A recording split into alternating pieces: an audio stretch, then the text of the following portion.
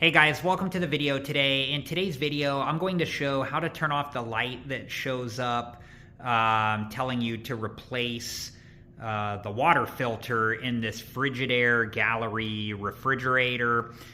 Okay, so I have water selected and I'm just going to show you the replace light I'm talking about. So this is the light here. It says replace, it's red. Okay, so that red replace light is letting you know that you need to replace the water filter on your refrigerator. And I do have a video where I show how to replace the water filter on this Frigidaire gallery refrigerator, and I'll link that video on the screen now in case you want to watch that video first.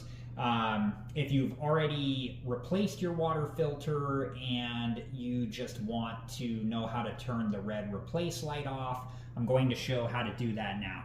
Okay, so I've turned off the lights in the kitchen because it helps the buttons on the control panel show up better. So I'm going to press the options button, which is right here. I'm going to do that now.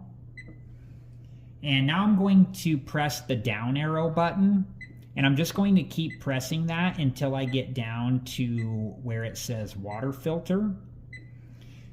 So now to turn the red replace light off, I'm going to press and hold the set button. I'm going to do that now.